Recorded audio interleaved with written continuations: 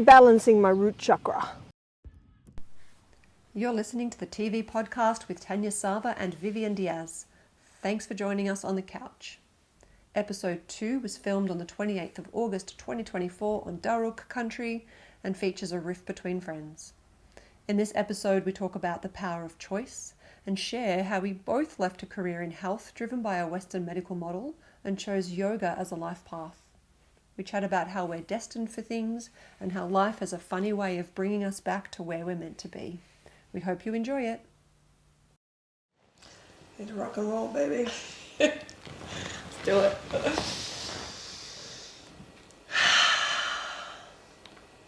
I'm Tanya. And I'm Vivienne.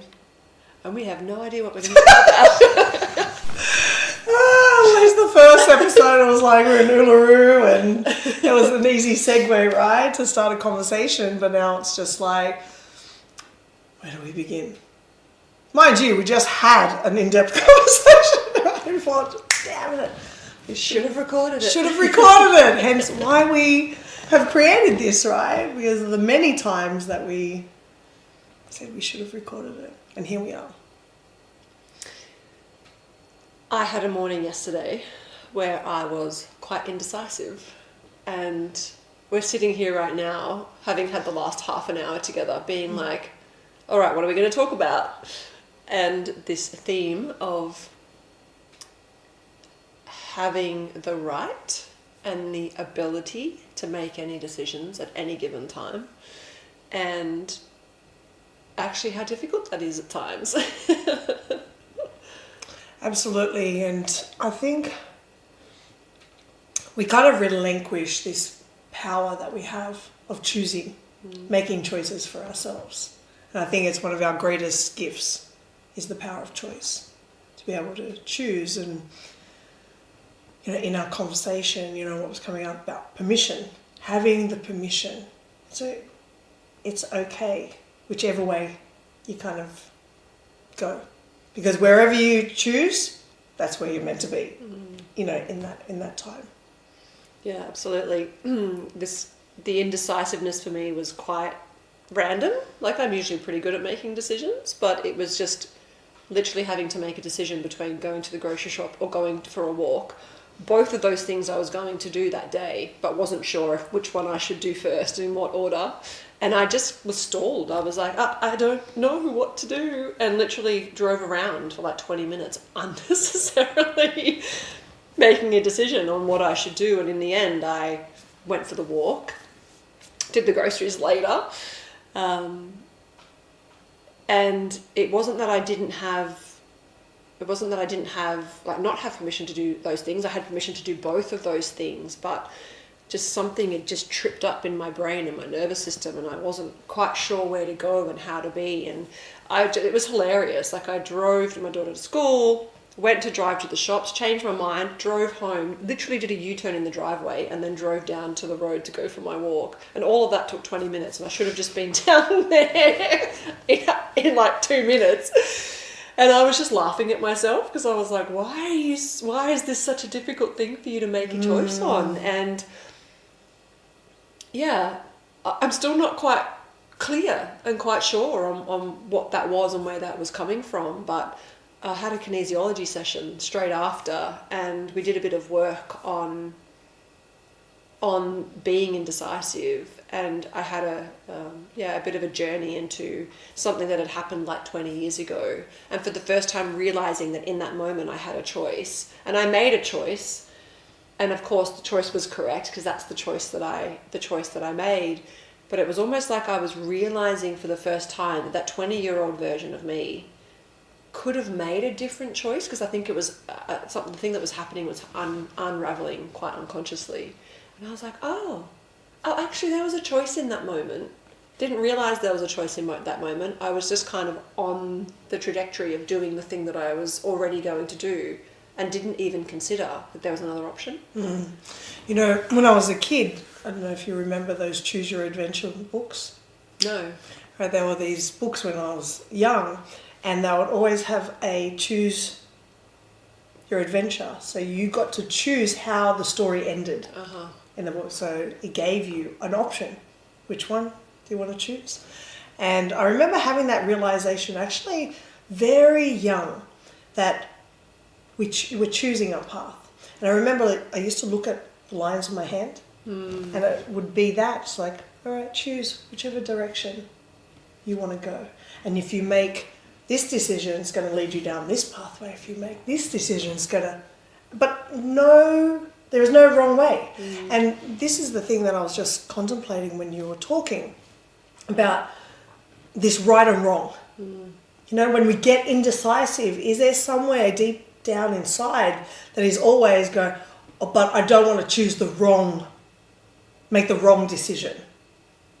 You know, if that's something that's underlying in our indecisiveness, I don't want to make the wrong decision. But if we kind of make peace with the fact that there is no wrong choice. And I think for some people this might be really challenging to kind of grasp or allow for it to land when you're in difficult situations.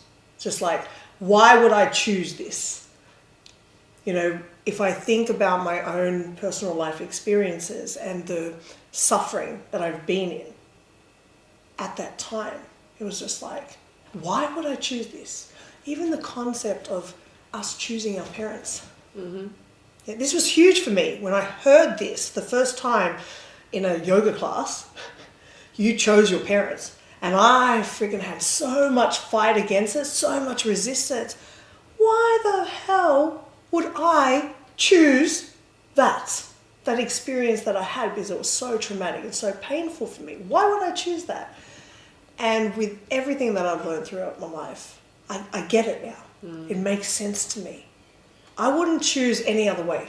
Now, like when I look back on my life, if I had a choice to go back and change anything about my life, I wouldn't.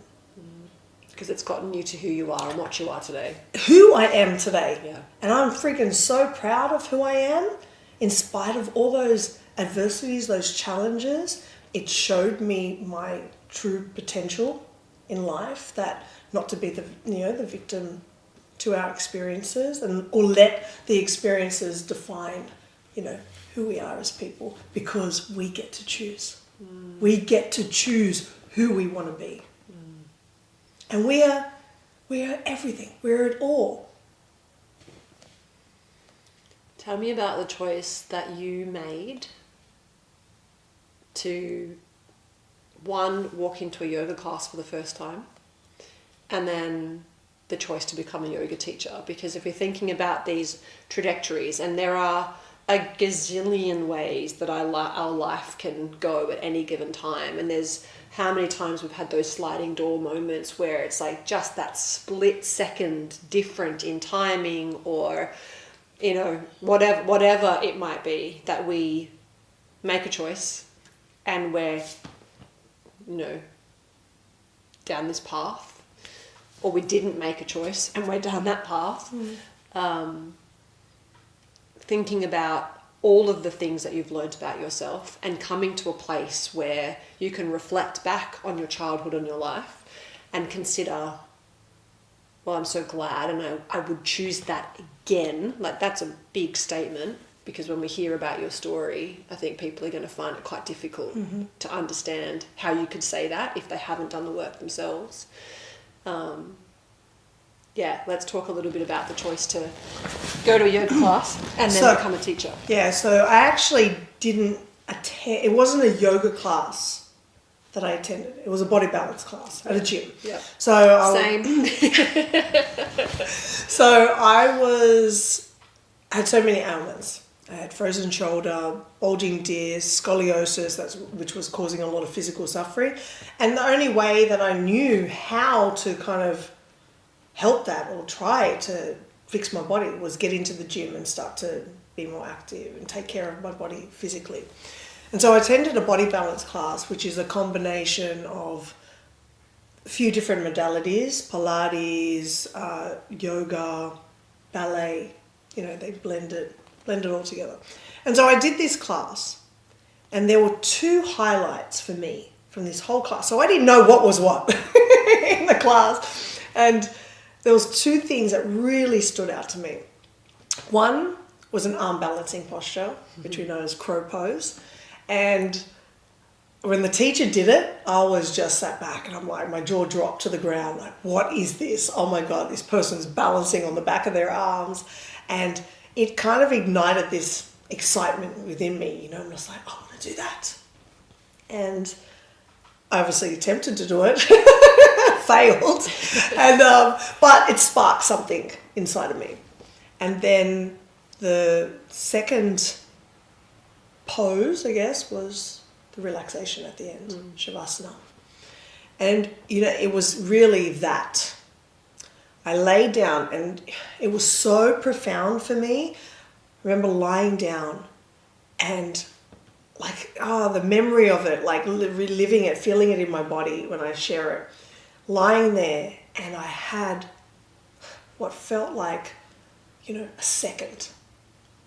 That it made me drop in and something inside me like cracked. And I was just like, what the fuck was that? Right? Honestly, like, I don't know. It was like that. It was like a glimmer. Something cracked open. It's like, you know, thinking of that cracking and the light shining through, and I'll never ever forget that. And I honestly, like, I remember when I wrote my first bio, and the way I described it was that it was a lifeline back to myself. Like, that brings tears to my eyes, just remembering that, like how profound it was for me to just go, wow, like I never experienced that ever in my life. So, and that obviously was the catalyst for me to just go up to the teacher, number one, because I needed to know what was that? Yeah, what was that? You know, and I went up to the teacher and I said, what was that thing you're doing on the back of your arms? And this other thing, what was it a part of? And he said, that's yoga. That was it. It was all over after that. How old were you? 25. And so I searched and I found a yoga studio, which was probably still like half an hour, 40 minutes away from my house, the closest one. And so I started going into it. And I went into it, felt so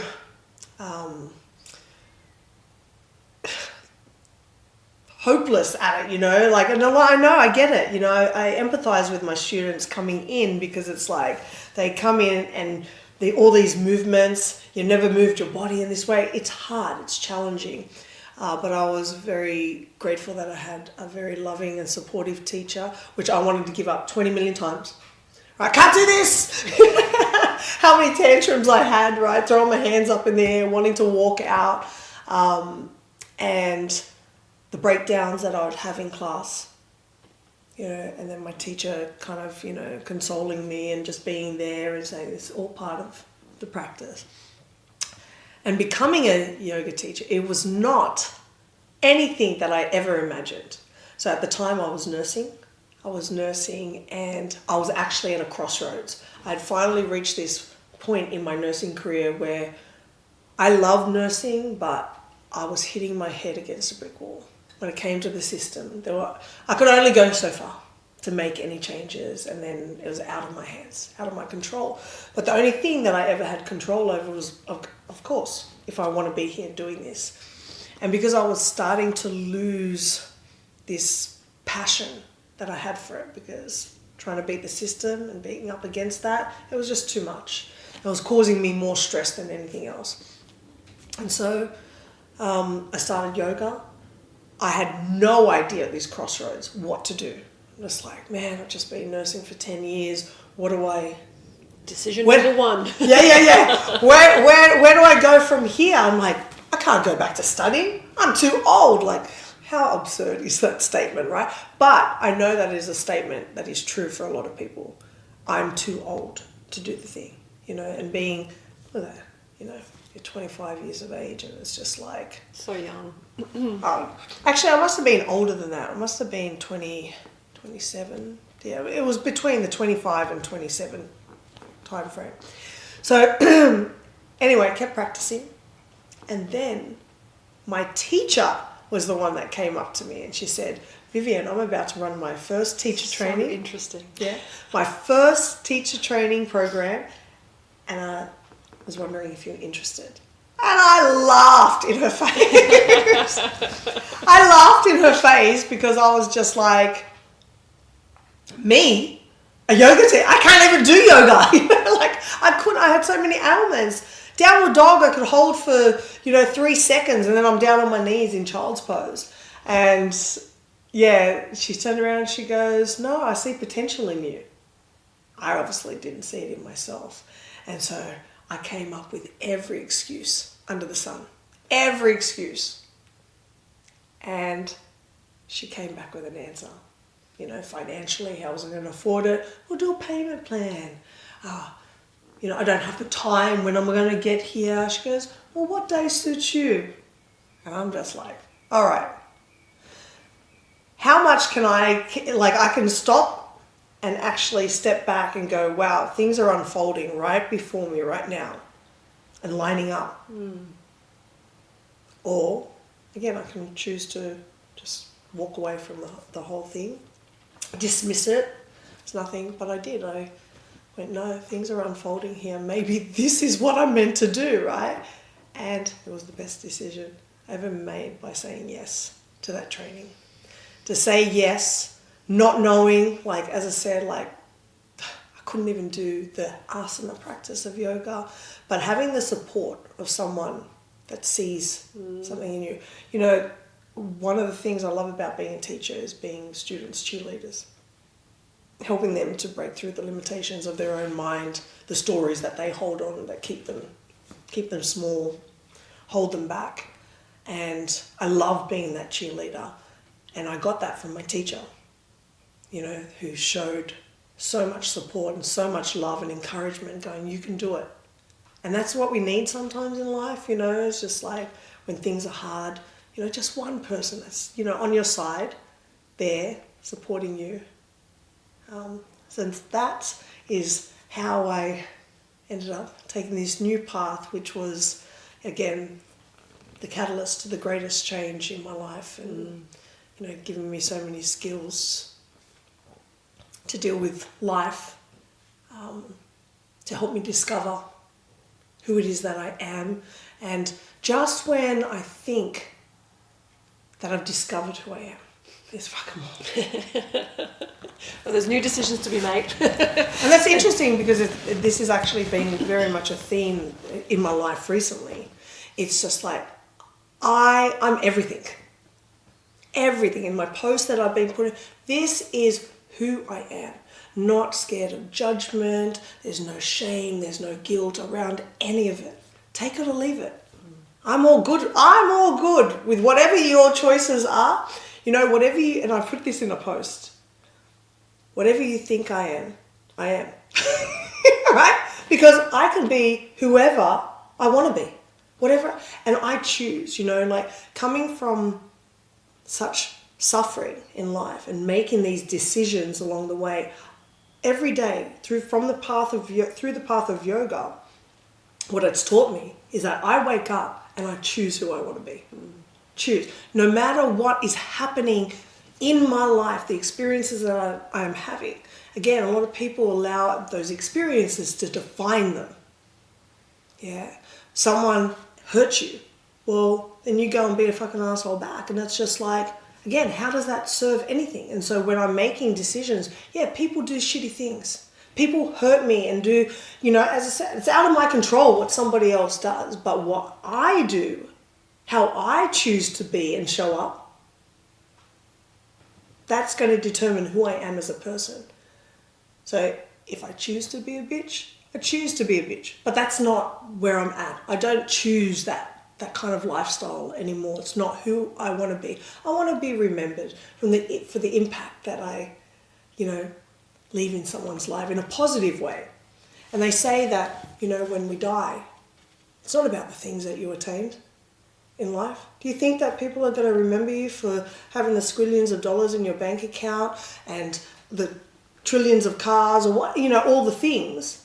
You're going to be remembered by how you impacted somebody's life, how you made them feel. That's how you live forever in someone's heart, because you stay there, because it's a feeling. Again, who gives a shit about all the cars and the money. If you're living your life and you're being an asshole, treating people like shit, believe me, you're going to be easily forgotten. You'll be forgotten like that. You're dead? Oh, who's that? Like, no, but if we want real impact, it's how we show up. How we show up for ourselves, how we show up for others. You treat people with kindness and respect. You will live in the hearts of many forever. For as long as they live. Until they're dead and no one else remembers. Yeah, that's it. I mean, everyone's forgotten. Yeah. And what about you? A very similar story. Yeah, no, when you laughed. Yeah, I'm just like, wow, I don't know why we've never spoken about this before, but I also went to a body balance class. I was a dancer, and they had this little shitty local gym at Macquarie Fields, which is, it's Macquarie Fields in Sydney. For anyone that knows it, you know it. And I liked going to the Tai Chi classes. Didn't even know what Tai Chi was, but it was me at 14 and the 70-year-olds, you know, doing all of these movements. I didn't really understand at the time that I was moving energy. And then the teacher would come up and said, I think you might like the yoga class. And it was a body balance class.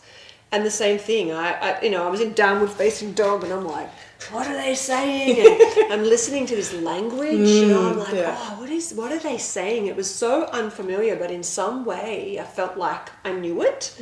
And then got into Shavasana, into the, end pose, and was like, what is this feeling in my body? And kept going back, and it became a really valuable complementary practice to my dance training, because I suffered from some lower back and hip stuff just because of, we were classical ballet dancers and tap dancers, and, we used our bodies in pretty powerful ways, and it just became this little getaway from the more dynamic practices into strength and conditioning and peace.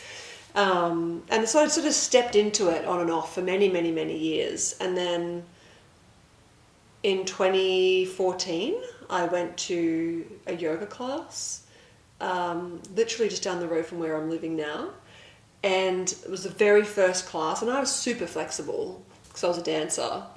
And we're sitting there in a wide fold, so we're like, legs are out like this, and we're folding forward and my chest is on the ground. And the teacher came up and he taps me on the shoulder, and I'm like, huh?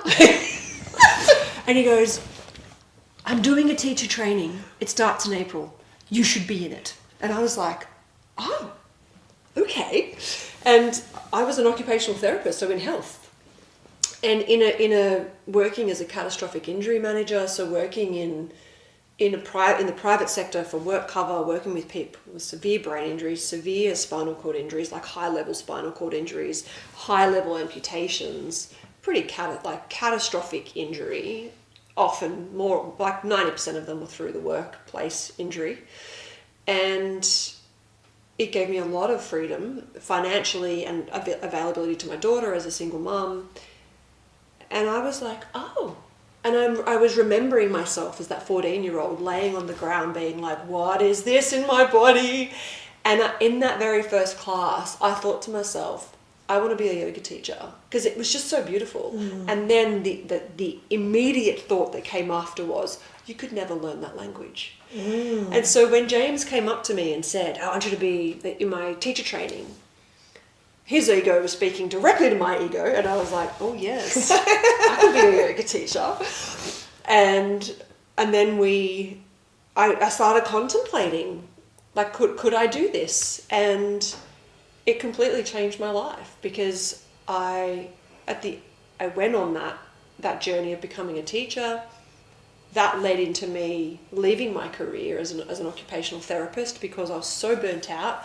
There was so much red tape. We were so limited by the legislation, which, did support clients, but I couldn't help them the way that I wanted to, and the way that I felt like I could help them. There was something within me that was like, you can help these people in a different way, but the legislation and the red tape says you have no right to do that. And so I had 6 months away from my work on a big road trip, and then came back, tried to go back to that job, and within a couple of months I was like, I'm out. It was like that crossroads for me of like, I remember walking into the bathroom one day and my brother was there and he was like, "Hey man, how are you?" And I was like, "I hate my job." And I just like burst into tears and he was like, "Oh, all right," gives me a hug. And I didn't actually hate my job, but there was my soul was so unhappy in that work because there was something else for me to do. And, that came with huge sacrifice. I moved back home with my parents because leaving that job meant I didn't have any freaking money, and started teaching yoga, and that's where we met. And yeah, just contemplating how there is action in the choices that we make. But I also believe really strongly that in many ways, our path is laid out for us. And we just have to notice the signs and watch the signs. Like whatever it was that led you into that body balance class and led me into that body balance class, and we touched in that Shavasana for that moment, and to go, oh, what is this? It was almost like a remembrance. Mm-hmm. I was remembering something that I didn't know because I'd never done it before. But like even hearing the language, I was like, what is that magic coming out of their mouth? And it's like we have to make choices, and we have to have cheerleaders like your teacher who was like pulled you on, the same as my teacher who mostly just wanted me there because I was so flexible. It's like, yeah, you'll be good at yoga. And then learning, it just had nothing to do with flexibility of the body, but a flexibility of the heart and mind. And yeah, moving through that journey and then deepening my understanding of myself and starting to see and really noticing those glimmers, I think you called it, when you lay down and there was this moment where you anchored back into yourself. You can't not notice that. It's like, oh, what is that feeling?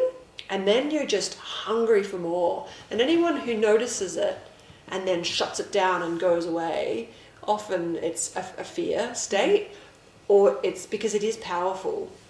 Whereas I was like, what is that? And I want the more. curiosity. Yeah, right? it's like, give me more of it. And thinking about that trajectory of life paths and how we are somehow, whether it's God or source or universal energy or intuition, whatever you want to call it or think of it as, it's so real and tangible. And I remember I have this memory of me sitting upstairs at the library in high school, looking through the UAC book, which was a text that gave you every university course you could attend in, I don't know if it was Australia or just New South Wales, I'm not sure, and I didn't even know what traditional Chinese medicine was, but I kept going back to the traditional Chinese medicine course. Mm-hmm.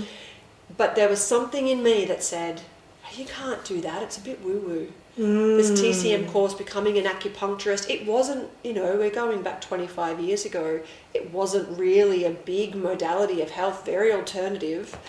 And so I went down a more traditional path of becoming an occupational therapist. And in a very loopy way, I ended up learning all about traditional Chinese medicine through yoga, through yin yoga, and the pathways and the meridians. And it's a practice I'm so attracted to and really get and understand. And anytime there is a physical thing going on in my body, I'm straight to the chiropractor who does neuro-emotional technique, kinesiology, and it's tied in with traditional Chinese medicine. And so it's funny how you kind of can get to wherever you're supposed to be going. I made a choice not to do TCM, but I got there this way anyway. So I have a story around that as well. I agree completely. So when I was a kid, I was selected to be a part of a gymnastics team. And the gymnastics team, this was for training outside of school hours. Anyway, my mum did not allow me to fulfill that. She didn't want me doing any being out of home after school, and so she shut that down. But I remember when I was doing gymnastics, I loved it, and I knew that it's something that I would have liked to have pursued, but as I said, it got shut down. And so then when I became a yoga teacher, I was just like, wow, isn't this interesting? Here we are, and I'm just like, I am so grateful that I did not become a gymnast, because of what the body has to go through in order to become a gymnast, and then the issues that do arise later on down in life for them. And and I found yoga, which obviously gave me those physical benefits, but how grateful I am that the spiritual aspect of it, the mind, body, heart connection, which I would not have got out of gymnastics. But yeah, I remember having that realization too, and I was just like, wow. But I think all paths lead you to where you need to be in this path that, it's laid out for us. I always, when I think about my own life, and, we talk about, I went off track. I was on track. People would say these terms, right? I was on track. So on track meaning what? Are you on your path, the path that you're meant to be on? And then all of a sudden you're off track. And then I remember having to realize that we're, again, always on the path that we need to be. And even if that does seem like you're off track, there's something for you to learn, in that. Things not happening the way that we want it to. It's always the path, and it will lead you back to wherever it is. I mean, it's leading you to wherever it is that you need to be, within life. And I think when we attain this understanding, life just becomes so much easier when you understand it this way, right? You're never going to see things that, oh, fuck, this happened to me, and you see it as a bad thing. That thing happened to you to help you learn and realize something within yourself. You think about intimate relationships. Happens a lot. People are in an intimate relationship. They love someone. They give their heart to somebody. Things don't work out, and then they're like, oh, that was a fucking waste of time. Was it? Do you know what I mean? I don't think that it ever is a waste of time, because there was something there for you to learn, to see, learn about yourself, to heal within yourself. And, many of you don't get the job, looking at work, right? You don't get the job. How many people are out there looking for jobs, and they beat themselves up? They're just like, damn, I didn't get that job, because that's not what's meant for you. What is meant for you will come. And like you said, if we are open to be able to see the signs, the signposts are always there. Sometimes we just got to learn the hard way. Yeah, it's like when the signposts are there and you're not seeing them, or you're seeing them but you're like, oh, I'm just going to ignore that one, and then another one happens, I'm just going to do it, and then all of a sudden you break your ankle. It's like I had like 3 people last year who were not seeing this, or who were like, they absolutely were seeing the signs and still choosing to make the decisions that they were making, and then they each person broke their leg, one broke a foot, 2 broke an ankle, and it stopped them. I was like, are you listening now, mate? Like, come on, What do you think that is? Well, for each of them, it was like they were on this, like literally all 3 of them, all women, they were all on this path of overdoing, overcommitting, highly anxious, incredibly fatigued, overgiving. Like, they were saying, I can't keep working like this. I can't keep doing this. Every single one of them got sick at different times. None of them know each other. They were just so interesting watching this unfold. And then at different times, and within the couple of months of each other, they all snapped a bone. Do you think that it has something to do with control?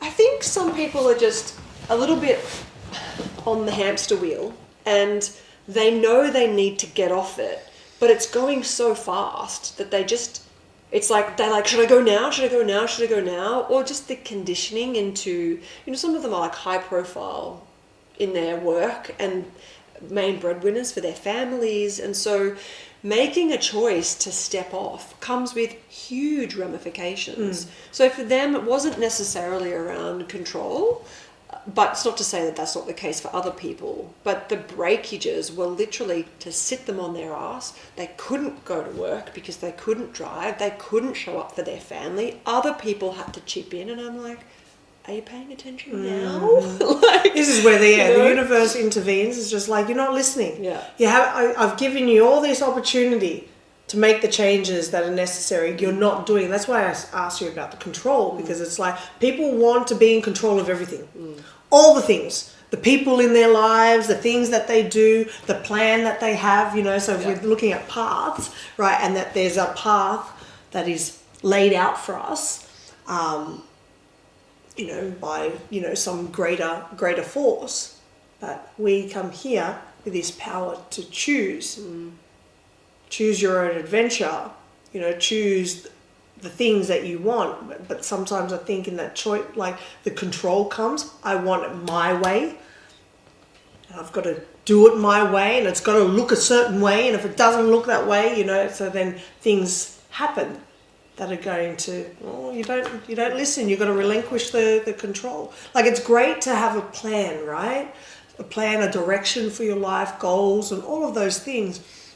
But we also need to have this sense of surrender, to trust in something so much greater than ourselves. Like, we are a speck in the grandness of the multiverse, you know, like we are nothing. So there is something greater out there, and to surrender to that, to trust. You know, when I said yes to the teach training, I mean, I was surrendering. Like, I couldn't deny the fact that I had just exhausted all my excuses. All my excuses. I ran out. Shit.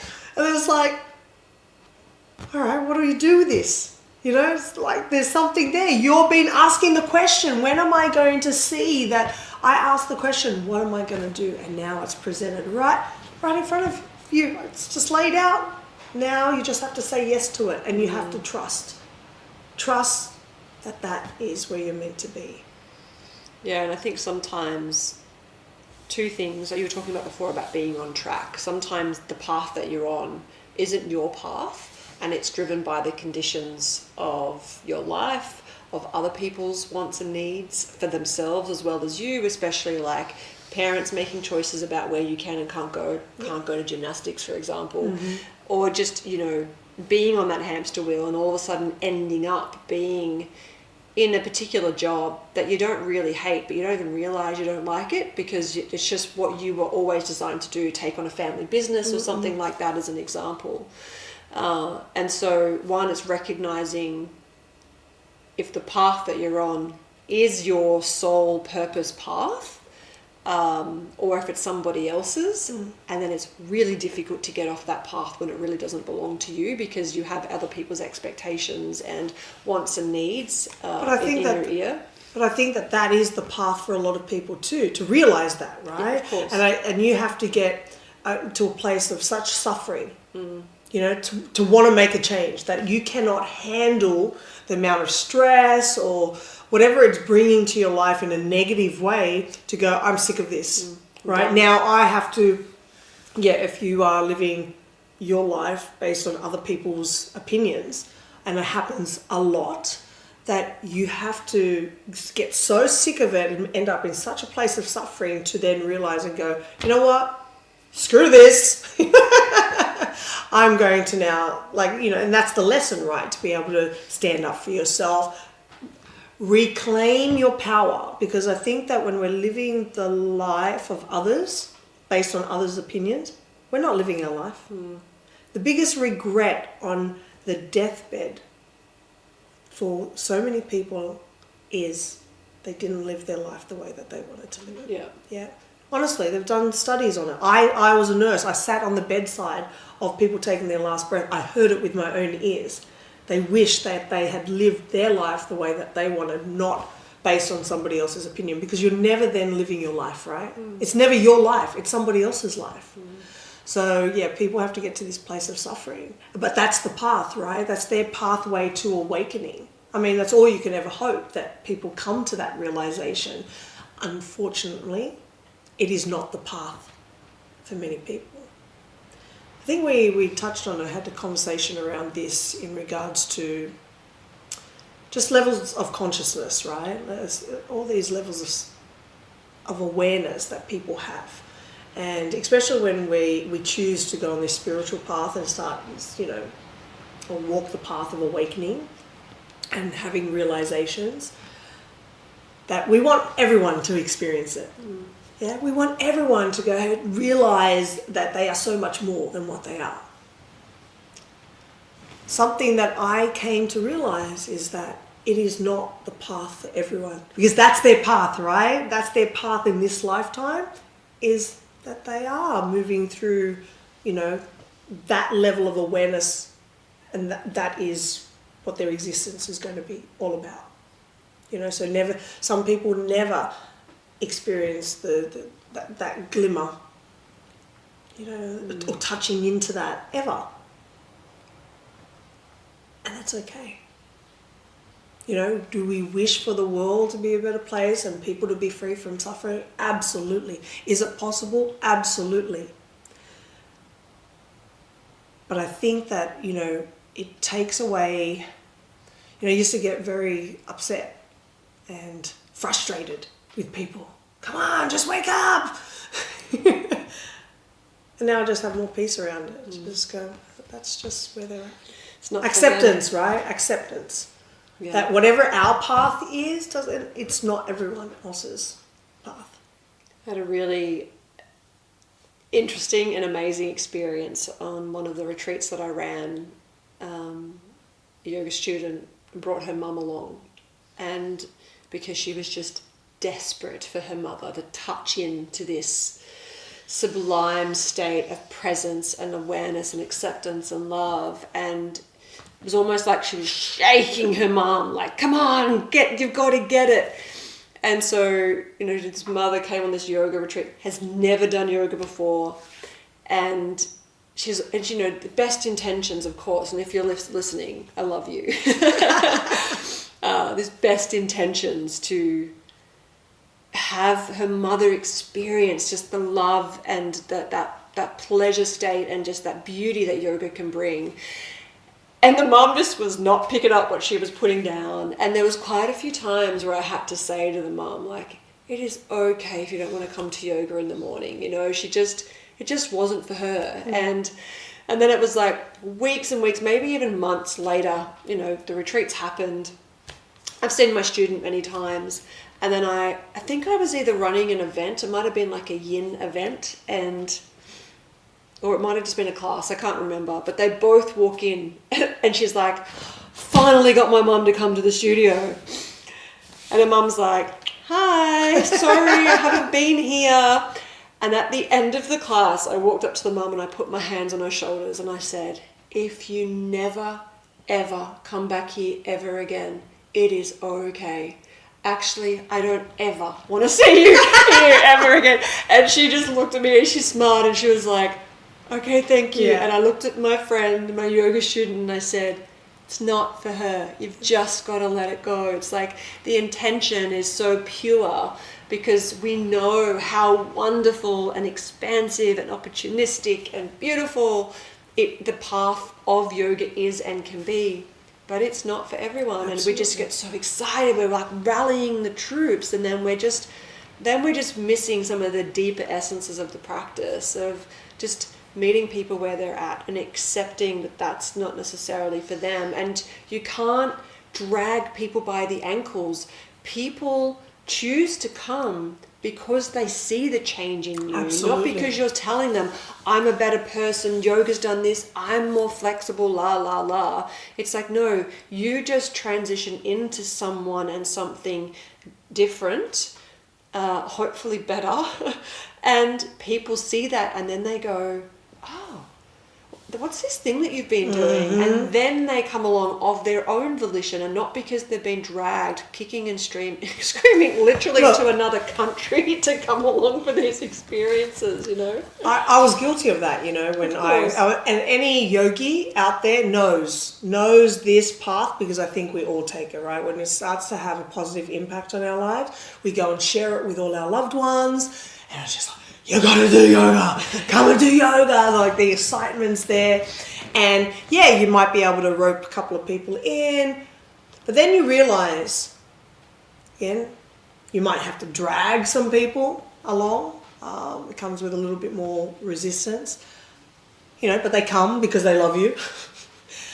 And then you realize like they fall away and then they start, refusing to come or whatever. But as the student, you realize that this is for you. Mm. And I think to not only for the positive aspects that you want to share it with the people that you love, but I think that people like to do new things together, you know, with somebody else. Bring a friend, you know, and it makes you feel more comfortable. But you end up realizing on the path of yoga that it's purely solo, you know, it's just you. So you can drag how many people along with you, but when you step onto that mat, boom, it's just me. Nobody else matters. But in regards to sharing your excitement, enthusiasm with other people about, you know, this path that might have changed your life, the energy that goes into trying to convince people. Yeah. Right? You're exhausting yourself, right? Because unfortunately, it is usually met with a lot of judgment from your loved ones specifically, right? And so you're trying to convince so much, exerting all of this energy. And like you said, right? You just do you, right? You realize that, hey, this is giving me benefit. I'm just going to stick to it, keep doing it. And as you awaken to your own light, you know, you become this torch, right? So you are showing up to your family, your friends as a changed person, right? A more happier, positive person. And people are going to be like, you look different. You seem different. Yeah. What are you doing again? Right? So the 20 million times you try to convince them to come, that's going in here and out there, right? But then all of a sudden this change and this, you become illuminated, right, with this light. And then people are attracted to that, right? So, I want some of what she's having. And then the curiosity is sparked. What was that again that you were doing? Yoga. Maybe I should give that a go. You know how many times I've heard that, you know, over the years? And it's like, do you, right? Shine your light so fucking bright that people are just going to be attracted to that and they just want to know. You know, it's like that saying, like, smile and, what is it? Smile and keep people guessing, like, what's happening. Like, so it's like, have people get so curious. I want to know what this person is doing because they just look so radiant, so happy. Because who doesn't want to, you know, be radiant and to live a happy, positive life, you know? Everyone wants that. So then when they actually see people living it, it's just like they're gonna want to know. And then they come and then they make the choice for themselves to go and do the thing. But also, like you said, it's not for everyone. Yeah. There are so many different pathways, right, to make these connections. You know, like a lot of people find it in their faith, you know, with religion, you know, they find themselves through that. But there are so many other pathways in life that can allow you to have that deeper connection with yourself and to cultivate positive change within you. Yeah. And even if someone sees the luminosity and is curious, for some that's not going to be enough to get them on the path, you know. They're going to be on their path, whatever that is. And I think for me, it like many years of feeling really quite triggered by people who felt like shit, actively talked about feeling like shit, and then never did anything about it. And I almost, like, it became my burden and my my self-fulfilling responsibility of wanting to help those people, because underneath me wanting them to feel good, the deeper layer was, if you're suffering, I'm suffering, because I cannot be free and fulfilled and full of love and light and joy if you're not, because we're so connected. And so there was this, almost like this panic that happened very unconsciously in my nervous system, where if I saw someone that was suffering and I had tools, and I have many tools that I can use to help people, it actually was coming from this unconscious drive and this fear state of, I'm not free if you're not free. And so that was a really interesting thing for me to work through over the last couple of years, and then getting to a place of really understanding that yes, that might be true and have some merit, but ultimately I can still create my own love and joy and expansion and possibilities and freedom within myself, and send that person all of that intention, but letting them know, like letting them be on their own path, and just really knowing and cementing in for me that yes, we all have choices and we all have access to make incredible choices. Some people, due to, you know, the country that they live in, their skin color, you know, finances, socioeconomic status, all of those things don't have the same opportunities. We really don't. There is a great inequality in the world and in the human beings. But just constantly reminding myself that it's not everything is for everyone. You know, we're all on different paths. We're all on different journeys. But you know, what's interesting about that is like when we, from our privileged lifestyle that we have, when we're looking out at other countries, for example, that are less fortunate, a lot more hardship, you know, what I find interesting about that is because in Western society we think that we are better. You know, there's this superiority that we can go in there and fix and make better. But, you know, it's interesting because some of those countries, they have nothing, but what they have is heart. What they have is love. So much richness, wealth within their heart that most people that are privileged don't have. They haven't even tapped into that. You know, and so it's, yeah, interesting when our perception to think that the people in those environments, those countries are less fortunate than us, because I sometimes think, yeah, maybe in the material world, but in the heart world, they're good. They're good. They're good. You know, they don't need yoga. They are yoga.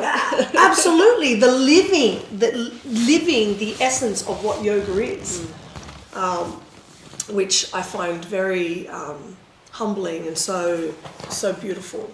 You know, that they, you know, will give the clothes off their back. You know, the people that have come from less fortunate circumstances are the ones that are most willing to give and help and all of this, as opposed to, you know, people with much more.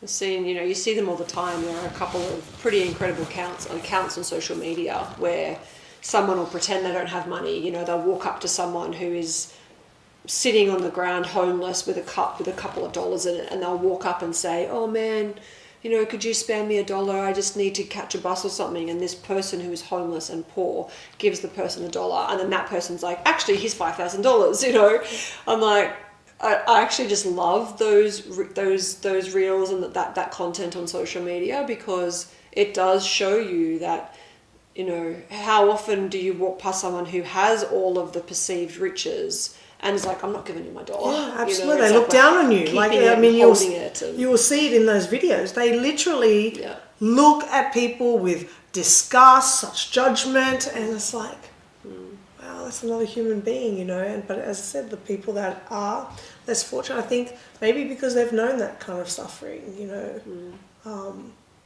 in life, and appreciate any help that is given to them. So they're just willing to give that back. And that, you know, just that in that moment, they're getting to make a choice about how they can do that. Who they want to be as a person at heart, you know, who they want to be. Regardless of what they do and don't have. Regardless of their circumstances. So we get to choose. So yes, it's unfortunate that we live in a world where certain societal constructs have, you know, maybe limited people their choice. But we all have a choice. Still, you know, again, you can hand over your power to others and your experience in life, or you can reclaim your power and just know that you always, no matter what, choose.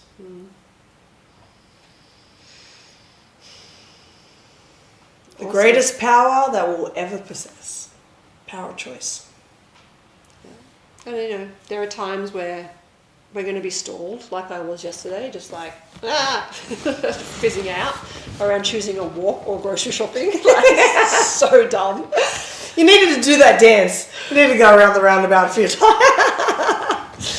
And then there are times where the decisions are really big and tough, and it's like just having faith and having trust that on the other side, whatever choice you make, it's the right choice, and